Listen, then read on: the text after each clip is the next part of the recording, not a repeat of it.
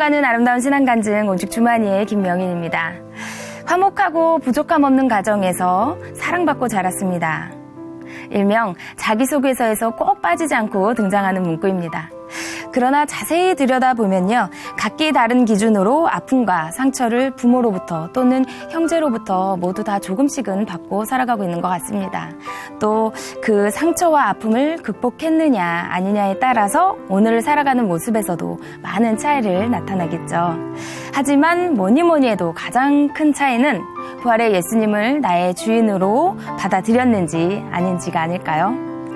그것이 오늘의 내 삶을 풍요롭게 또는 절망적이게 만드는 가장 큰 기준점이 될 것입니다.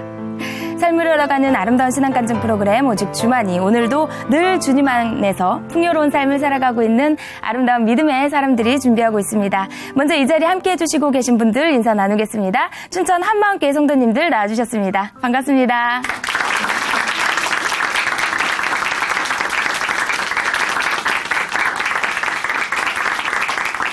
네, 오늘 첫 번째 출연자 만나보겠습니다.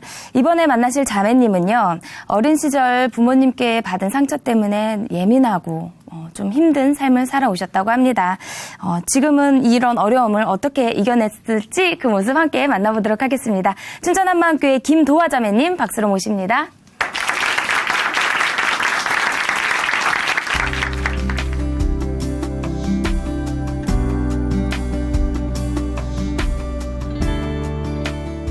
안녕하세요. 춘천 한마음교회 김도아입니다.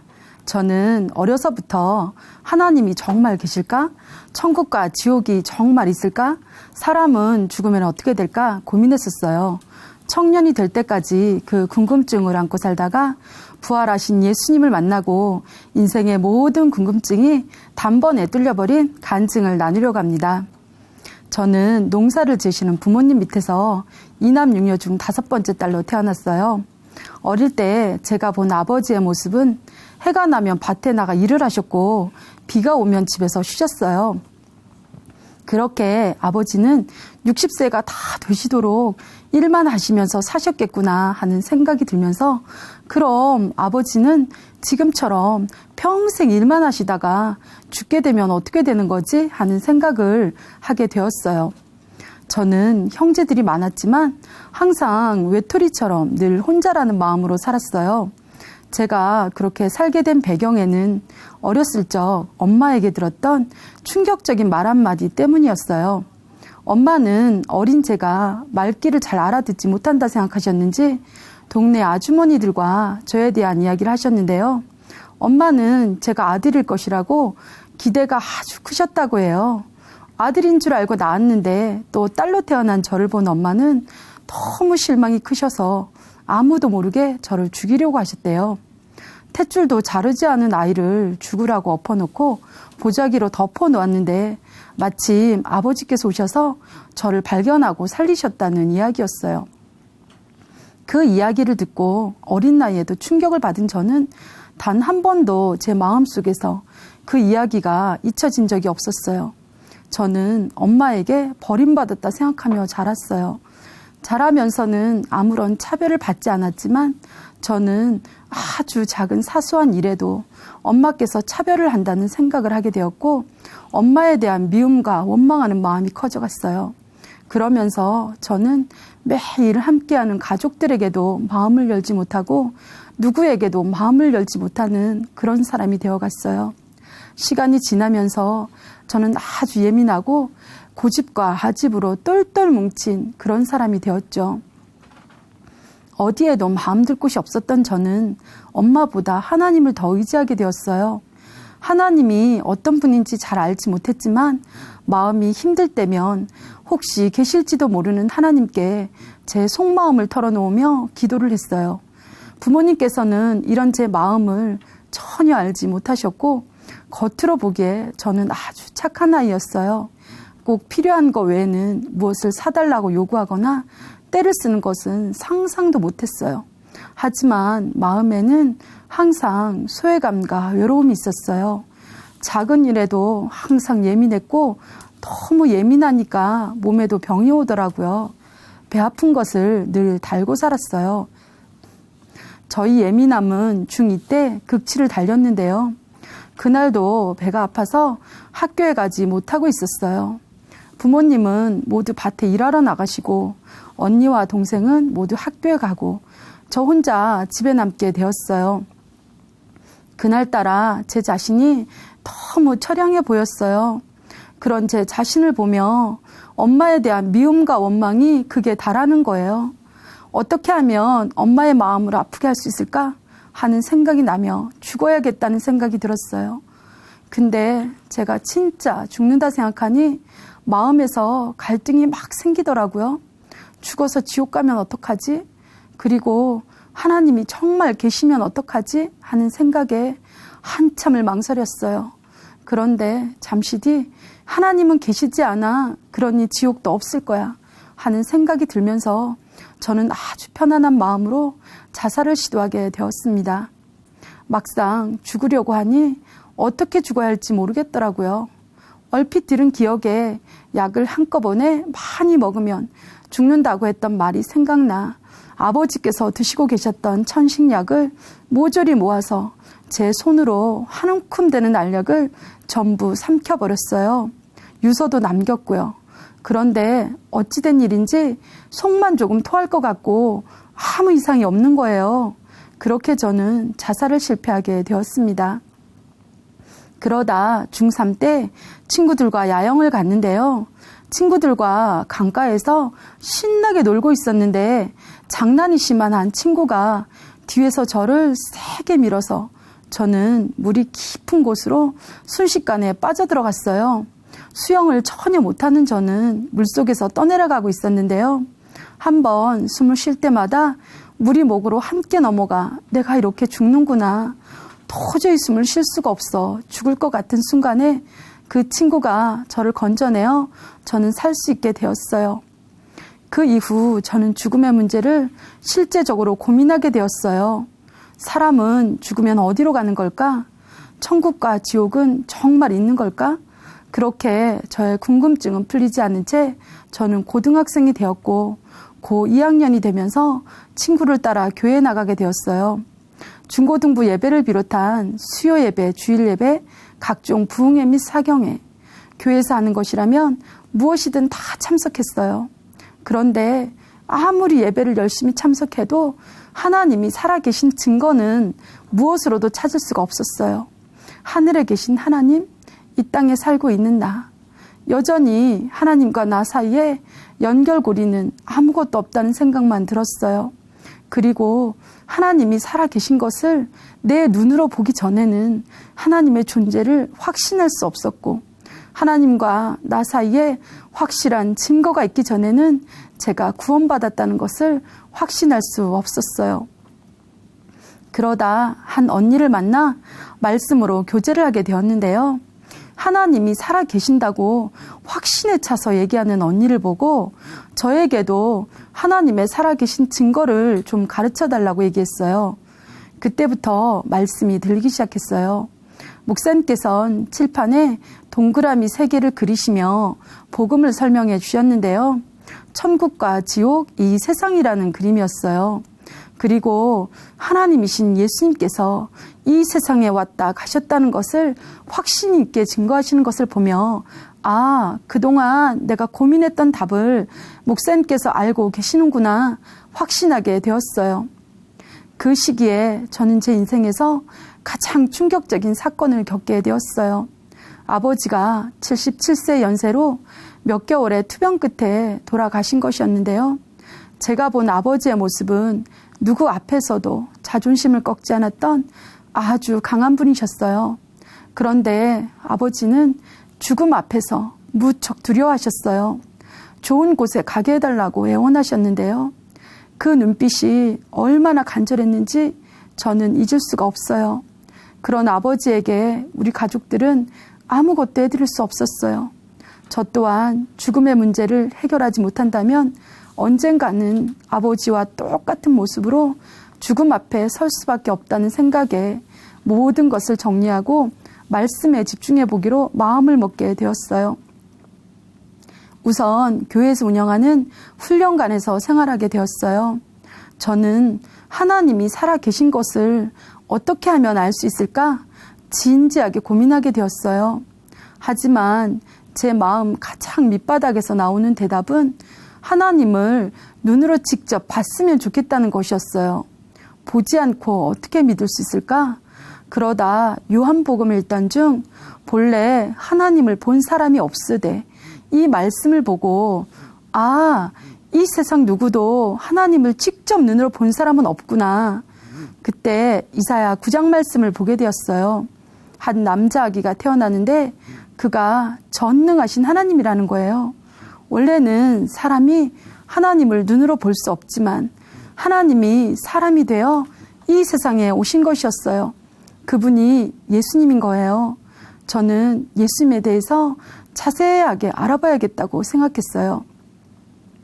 계속해서 성경을 읽으면서 제 마음은 시간과 공간을 넘어 2000년 전 예수님이 살고 계셨던 그 현장에 함께 있는 것처럼 몰입이 되었어요. 예수님의 제자들처럼 저도 예수님 곁에서 말씀도 듣고 기적도 보며 모든 것을 예수님과 함께 했어요. 예수님이 십자가에서 죽으실 땐 모든 것이 끝난 것 같아 아주 큰 낙심이 되었어요. 그렇게 낙심된 마음으로 성경을 계속 읽던 중에 저는 누가복음 24장에서 부활하신 예수님을 만나게 되었습니다. 3년 반 동안 예수님을 따라다녔지만 십자가에서 죽었기에 끝이라며 예수님의 부활을 믿지 못하던 도마에게 부활하신 주님은 찾아오셔서 어찌하여 마음에 의심하고 있냐며 주님의 손과 발을 만져보라 하셨어요. 그때 마치 저도 그 현장에 함께 있는 것 같았어요. 주님은 저에게도 의심하지 말고 못자국 난 손과 발을 만져보라 하셨어요. 그 순간 저는 확신하게 되었어요. 예수님은 정말 부활하셨고 부활하신 예수님은 정말 하나님이셨구나. 이사야 9장에서 말씀하신 분이 바로 예수님이셨어요. 저는 너무 기쁘고 감격이 되어 날아갈 것 같았어요. 부활하신 예수님을 만나고 나니 성경과 예수님이 하신 모든 말씀이 사실로 믿어졌어요. 제가 그토록 만나고 싶었던 하나님의 존재가 예수님의 부활로 모든 것이 확실해졌어요. 천국과 지옥도 실제였어요. 그런데 부활하신 예수님을 만난 도마가 예수님께 나의 주시며 나의 하나님이십니다 하고 고백을 하는 거예요. 그것을 보면서 저는 단 한 번도 예수님을 나의 주인으로 믿은 적이 없었다는 사실이 그대로 알아졌어요. 그동안 예수님을 믿는다고 했지만 철저히 내가 주인되어 입술로만 주여 주여 하던 자가 바로 나라는 사실이 알아지니 하나님 앞에 살려달라고 엎드려줄 수밖에 없었어요. 예수님이 죽으시고 부활하신 이유가 나의 주인이 되기 위함이라고 말씀하셨어요. 그제서야 저는 제가 하나님 앞에 회개해야 할 죄가 무엇인지 알게 되었어요. 죄는 바로 예수님을 나의 주인으로 믿지 않는 것이었어요. 저는 하나님 앞에 예수님을 믿지 않고 내가 주인 되어 살아왔던 이 악랄한 죄를 회개하고 예수님을 나의 주인으로 모시게 되었습니다. 예수님을 나의 주인으로 믿고 난 후 저는 죽음의 문제에서 완전히 자유하게 되었는데요. 부활하신 예수님을 통해서 하나님의 살아계심도 천국과 지옥도 제 눈으로 보는 것보다 더 확실해졌어요. 그리고 회개하고 예수님을 주인으로 믿는 모든 사람들에게 천국을 약속해 주셨기에 이제는 천국을 소망하며 살게 되었어요. 그리고 저는 제 자신이 얼마나 소중하고 귀한 존재인지 알게 되었어요. 그동안은 누구에게도 사랑받지 못한다 생각하며 사람들에게 마음을 닫고 살았었는데요. 하나님이신 예수님께서 나를 위해 죽으시는 것을 보면서 내가 하나님의 생명과 맞바꿀 정도로 귀한 존재였구나 알아졌어요. 사람들 앞에서도 주눅들지 않고 당당해지게 되었어요. 그리고 엄마와의 관계도 회복되었는데요. 엄마가 마음이 얼마나 힘드셨으면 그렇게까지 하셨을까 하는 생각이 들며 어려운 형편에도 내색하지 않으시고 사랑으로 키워주신 것이 정말 감사했어요. 그리고 엄마를 미워하고 원망하던 마음이 완전히 사라졌어요. 이렇게 복음으로 엄마와의 관계가 풀어지니 엄마뿐 아니라 혈육의 형제들도 마음 중심으로 사랑하게 되었어요. 나밖에 몰라서 형제들에겐 관심도 없던 제가 형제들과 마음을 나누며 어려운 일들이 있을 때마다 기도해주며 복음도 전하고 있어요. 그리고 교회 지체들에 대해선 예수님을 주인으로 모신 우리가 영원한 하늘 가족이며 하나님의 핏값으로 산 공동체임을 알기에 마음 중심으로 사랑하며 섬기게 되었어요. 누구와도 소통하지 못했던 제가 예수님이 주인이 되시니 이제 모든 사람들과 자유롭게 마음을 나누며 소통할 수 있는 사람이 되었어요. 그런 저를 하나님은 어여삐 보셨는지 아주 성실한 남편을 만나게 해주셨어요. 남편은 결혼을 하면서 저를 참 많이 이뻐해 주었어요. 서울 생활까지 청산을 하고 제가 있는 춘천에 와서 살림을 차리게 되었어요. 춘천에는 전혀 연고가 없던 남편에게는 결코 쉬운 결정이 아니었을 텐데 지금 생각해봐도 참 고맙더라고요.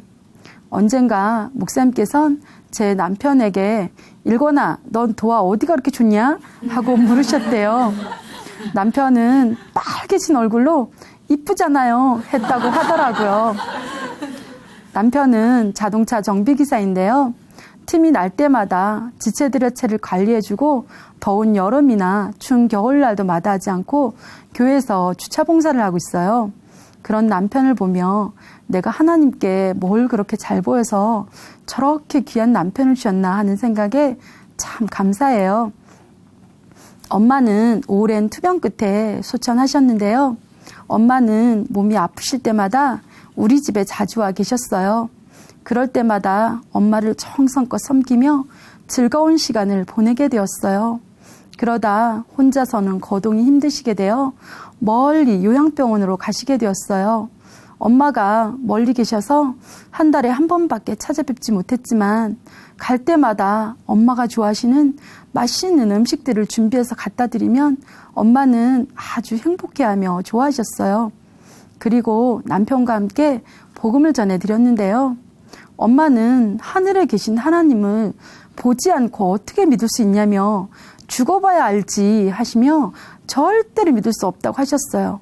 하지만 하나님께서는 예수님의 부활로 모든 사람에게 믿을 만한 증거를 주셨다고 말씀드리니 증거라는 말씀이 마음에 남으셨는지 증거가 있으면 믿어야지 하셨어요.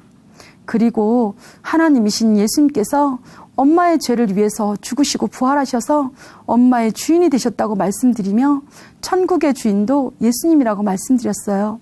그렇게 엄마는 복음을 듣고 회개하고 예수님을 주인으로 영접하셨어요. 감사하게도 임종하시기 전에 엄마를 배웠는데요. 남편과 함께 다시 복음을 전했어요. 엄마는 저를 바라보시며 눈물을 흘리셨는데요. 저는 엄마에게 우리가 천국에서 다시 만날 수 있다는 것과 천국의 주인이 예수님이시니 두려워하지 말라며 위로해 드렸어요. 그리고 엄마는 너무도 확실하게 예수님을 믿는다는 사인을 주시고 가셨어요. 정말 너무 감사했어요. 사람은 죽으면 어떻게 되는지, 그렇다면 나는 어떻게 살아야 하는지 그 해답을 얻지 못하고 늘 고민 속에 살던 저에게 복음을 듣게 해주시고 죽음의 문제를 해결해 주시고 천국의 소망을 주신 하나님께 모든 감사와 영광을 올려드립니다. 감사합니다.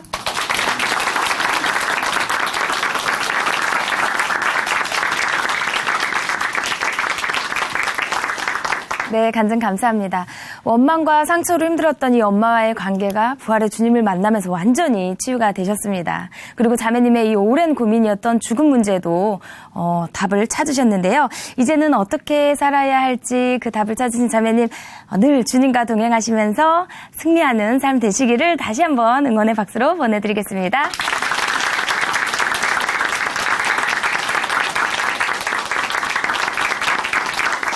아름다운 믿음의 고백으로 하나님의 은혜를 나누는 오직 주만이 두 번째 출연자 만나보겠습니다.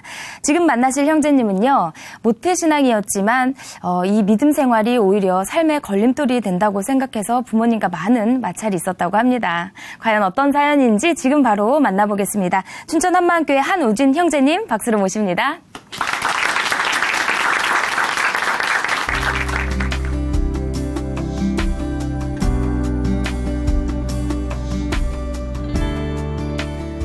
안녕하세요. 춘천 한마음교회 청년 한우진입니다. 저는 모태신앙으로 지금까지 교회 다녔지만 신앙생활이 제 인생의 큰 걸림돌이라고 생각했었는데요. 부활하신 예수님을 주인으로 믿고 이제는 신앙이 제 인생의 기쁨이 되고 전부가 된 이야기를 나누고자 합니다. 제가 다니는 교회는 우리 집과 상당히 멀리 있었는데요. 그래서 그런지 어린 시절 교회 다니는 것은 주말에 여행을 가는 것 같아 설레고 좋았어요. 나이는 어렸지만 저도 목사님 말씀에 은혜를 많이 받았습니다. 때로는 뜨거운 마음을 가지고 눈물도 흘렸었지만 시간이 지나면서 그런 마음은 식어져 버리고 오히려 주말에 모든 시간을 교회에서 보내니까 친구들과 어울릴 시간이 사라져 부담되기 시작했어요. 중학교 때는 친구들이 주말에 놀자고 했을 때 한 번, 두 번 교회 가야 한다며 계속 거절해서 그런지 나중엔 주말에 놀자고 부르지도 않더라고요. 서운한 마음에 부모님께 한 달에 한두 번 교회 안 가고 친구들과 어울리고 싶다고 했었는데요. 결국엔 허락을 받지 못했고 불만이 점점 쌓여갔습니다. 부모님은 삶의 모든 부분을 신앙과 연결시키셨어요. 무슨 대화를 하던지 대화의 주제가 대부분 신앙적으로 흘러갔고 이미 교회에서 수도 없이 들어서 잘 알고 있는 정답들만 이야기하셨어요. 내 이야기는 듣지도 않으시고 항상 일방적으로 부모님의 생각만 강요하시는 것 같았습니다. 반면에 친구들은 무슨 얘기를 해도 통하고 공감이 되더라고요. 그러면서 친구들이 더 좋아졌고 자연스럽게 부모님과의 대화는 줄어들어갔습니다. 저는 친구들이랑 하는 모든 것이 즐거웠어요. 중고등학생 때 PC방이나 노래방에 가서 많이 놀았는데요.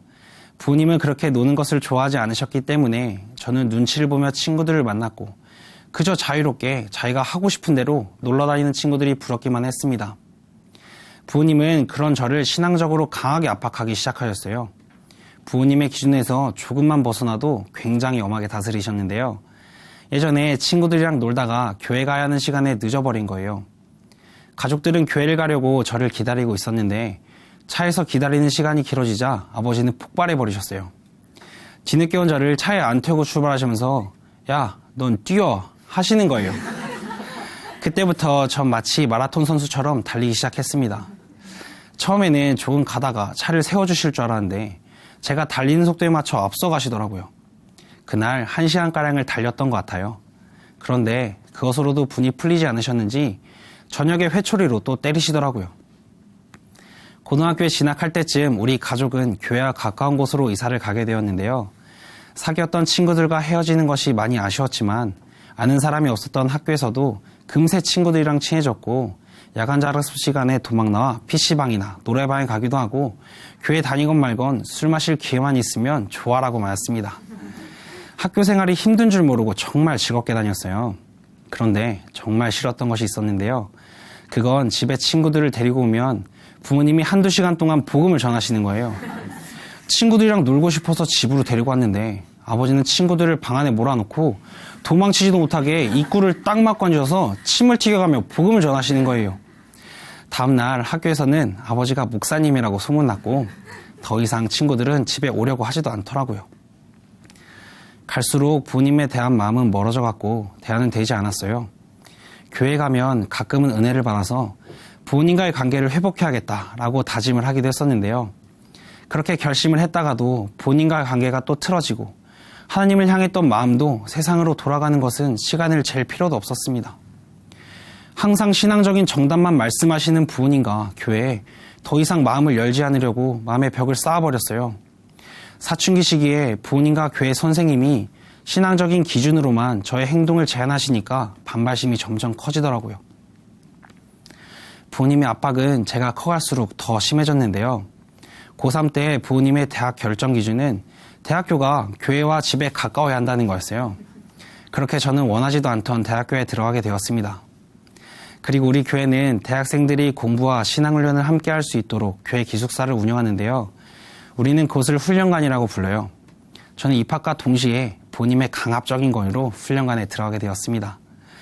그나마 부모님과 지내지 않고 또래 형제들과 함께 밥을 해먹고 생활하는 것이 즐거웠지만 교회에서 운영하는 훈련관이다 보니 피가 끓는 20살의 나이에 친구들도 마음껏 만나지 못하고 통금과 이른 취침 시간 그리고 새벽에 일어나 교회 가는 새벽 예배는 정말 싫었습니다. 졸려 죽겠는데 자꾸 깨우는 사람도 짜증나고 졸고 있는 걸 다른 사람이 보고 있다는 창피함에 나중엔 교회에서 새벽 예배 시간에 숨어서 잘 수 있는 곳을 찾아 잠을 잤어요. 유아실, 식당, 화장실 등등 돌아가면서 잤었는데요. 그런데 훈련관 일꾼은 대단한 능력의 소유자였어요. 숨은 곳은 어떻게 그렇게 잘 찾는지 열쇠 꾸러미를 가지고 문을 따가며 저를 찾더라고요. 문을 잠그고 잠을 자고 있는데 후진아라고 저를 부르는 소리에 기겁하며 깼지만 도망갈 데가 없었어요. 결국 그렇게 끌려가 억지로 예배당에 앉아 예배를 드리는 신세가 되었습니다. 이때 저의 관심사 중 하나는 어디에서 자면 안 걸릴까였어요. 그리고 내 또래 아이들이 당연하게 하는 걸 본인과 교회 사람들의 눈치를 보고 숨어서 하는 것에 스트레스를 정말 많이 받았습니다. 교회에 있으면서 내 시간, 내 친구들, 내 자유를 뺏겼다고 생각하니까 시간이 지날수록 뛰쳐나가고 싶은 마음이 커지더라고요. 그러다가 저에게 본인과 교회를 떠날 수 있는 일생일대의 기회가 왔어요. 바로 군대 가게 된 거예요. 친구와 날짜를 맞추고 신나게 짐을 싸서 훈련관을 나왔습니다. 저는 군대 입대하고 정말 좋았어요. 집보다 군대가 더 좋았거든요. 근무 시간에 같이 근무 서는 사람과 서로의 이야기들을 많이 나누잖아요. 제가 느꼈던 답답함을 듣는 사람들도 공감하여 저를 위로해 주더라고요. 제 마음을 알아주고 제 편을 들어주니 정말 좋았습니다. 저는 저녁 후에도 훈련관만은 절대 들어가지 않겠다고 확고하게 마음을 먹었어요. 면회 오신 부모님이 저녁하면 훈련관에 들어가야지 라며 은근히 찔러보시기도 했는데요. 절대 안 들어간다고 딱 끊어 말했습니다. 저는 부푼 꿈을 가지고 전역을 했고 새 출발하는 기분이었어요.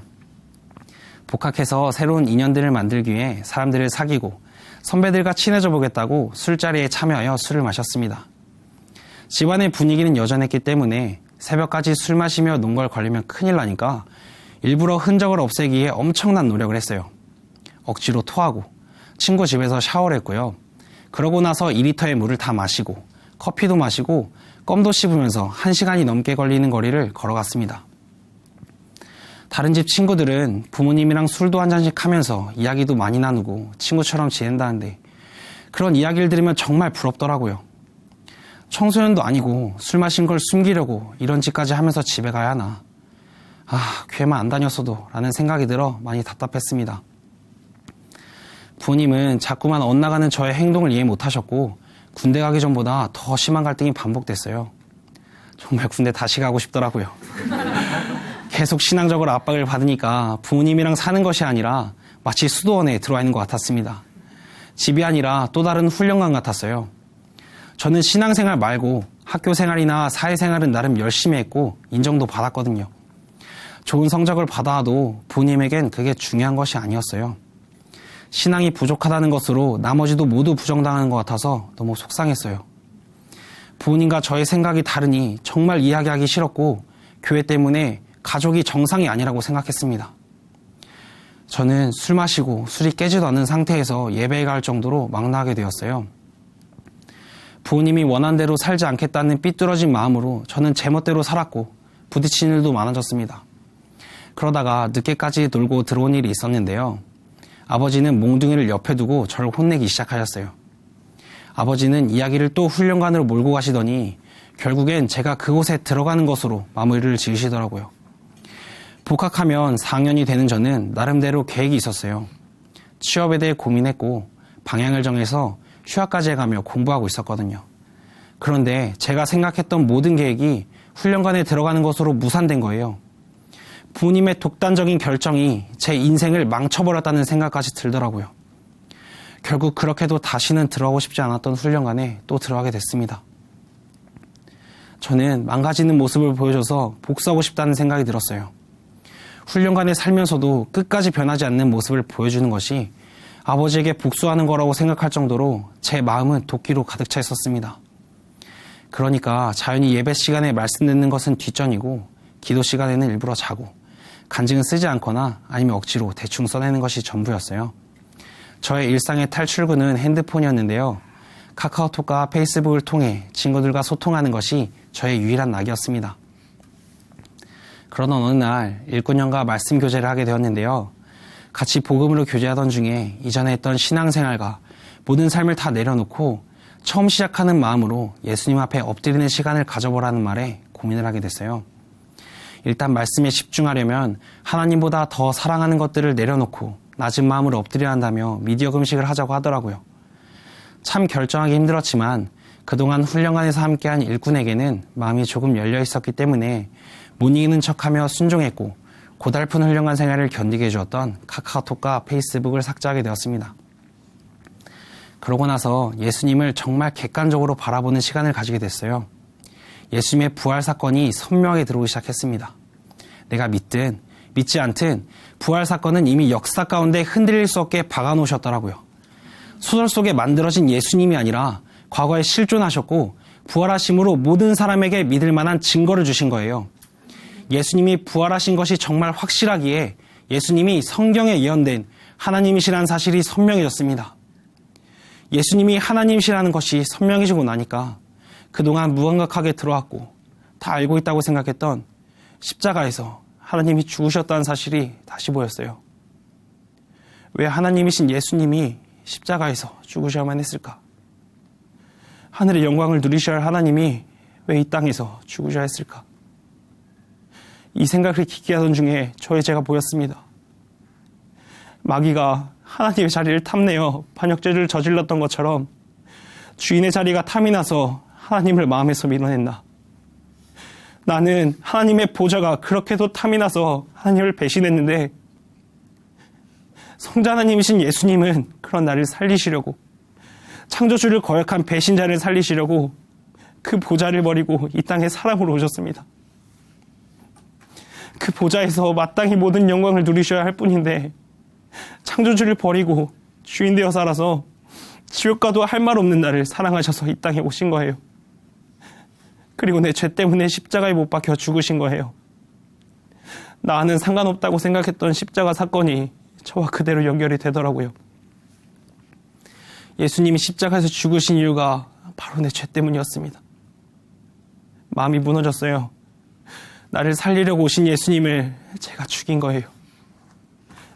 하나님은 정말 사랑받지 못할 자를 사랑해 주셨어요. 피조물인 제가 하나님과 같이 되려고 했어도, 예수님을 십자가에 못 박았어도 사랑받을 자격도 가치도 없는 저를 무조건 끝까지 사랑해 주신 사랑의 하나님이셨습니다. 저는 예수님이 나의 주인 되는 것이 내 모든 것을 빼앗고 부담을 주며 내 숨통을 조이는 것이라고만 생각했었는데요. 하나님의 사랑을 알고 보니까 내 모든 것을 빼앗아가는 무서운 주인이 아니라 나를 진정으로 사랑하시는 주인이셨습니다. 이 예수님이 주인 되시기 위해서 죽으시고 부활하셨는데 내가 믿지 않았어요. 내가 주인 되어 살고 싶어서 발버둥 치고 있었던 거예요. 내가 주인이니까 모든 시간, 인간관계, 미래를 내가 계획하며 살았어요. 내가 가진 것을 빼앗고 나의 생각과 계획들을 방해한다고 생각하니까 그런 부모님을 원망했고 나가서는 하나님을 원망했습니다. 내 마음 어디에도 예수님은 없었어요. 예수님을 믿지 않고 모든 것을 내 마음대로 했던 것은 생명을 걸어 나의 주인 되어주신 전능자를 짓밟고 외면하고 멸시하고 있는 것이었습니다. 부활하셔서 지금도 살아계신 하나님 앞에서 내가 어떻게 살았는지가 보여지니까 그 악한 죄를 회개할 수밖에 없었어요. 그리고 지금까지 나를 기다려주신 예수님을 제 마음의 주인으로 영접하게 되었습니다.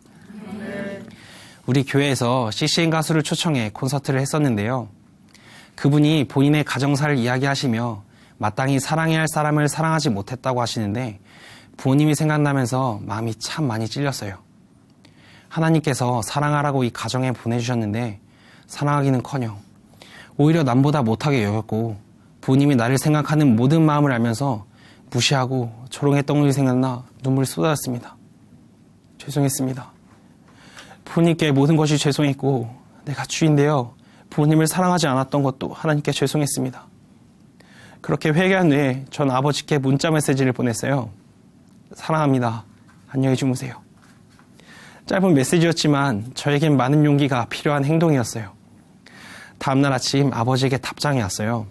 그래, 아들 잘 잤니? 고맙다. 아빠도 이 세상 그 누구보다도 널 사랑한다. 정말 감격적인 순간이었습니다. 제 마음의 주인이 예수님으로 바뀌니 회복되는 것이 불가능해 보였던 아버지와의 관계가 단번에 회복되었어요. 저는 받은 말씀과 함께 아버지에 대한 회복된 마음을 간증으로 기록해서 목사님께 보냈는데요. 아버지도 저와 관계가 회복된 간증을 쓰셨더라고요. 목사님은 아버지와 저를 차례로 강대상에 세워 그 간증을 읽게 하셨고, 간증을 읽은 후에 내려오려는데 아버지와 어머니를 앞으로 부르시더니 서로 안아주라고 하시는 거예요. 아버지는 이미 눈물이 글썽해져 계셨고 제가 다가가기도 전에 팔을 벌리고 계셨어요. 저는 강대상에서 내려와 아버지와 어머니를 차례로 안아드렸습니다. 그 모습을 지켜보시던 목사님과 많은 교회 지체들이 박수를 치며 환호해 주었어요. 정말 우리 가정에 기적 같은 일이 일어났습니다.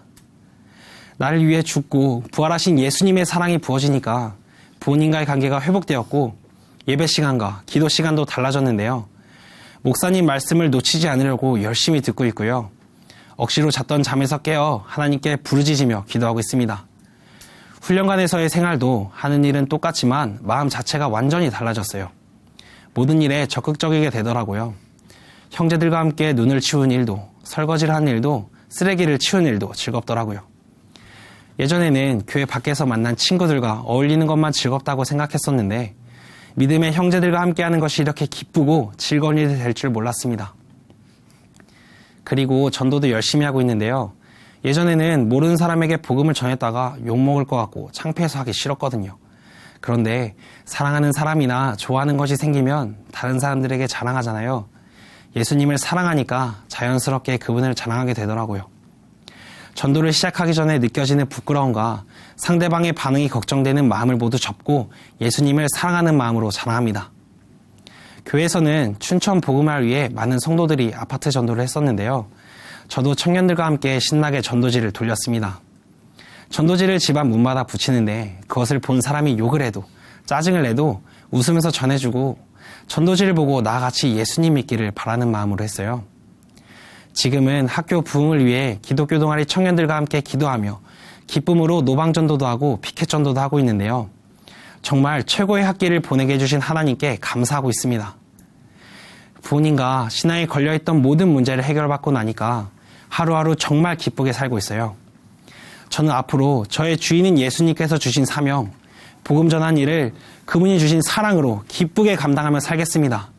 사랑받을 자격 없는 저를 끝까지 사랑해 주신 주님, 사랑합니다. 감사합니다.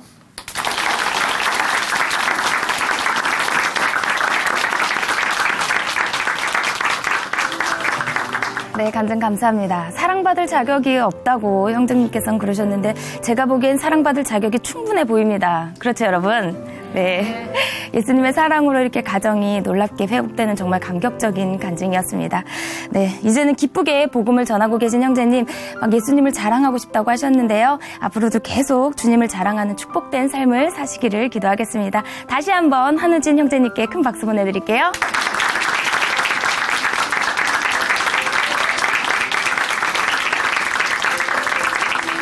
하나님으로 인해 변한 삶의 고백 있는 간증 프로그램 오직 주만이 오늘은 여기까지입니다. 지금까지 함께해 주신 춘천 한만교회 성도님들 그리고 시청자 여러분 감사드립니다. 오늘도 찬양으로 이 시간 마무리하겠습니다. 오늘 찬양해 주실 분은 김현민 자매님이시고요. 곡목은 내가 나 된 것은입니다. 오늘도 주님 안에서 풍성한 하루 보내세요. 감사합니다.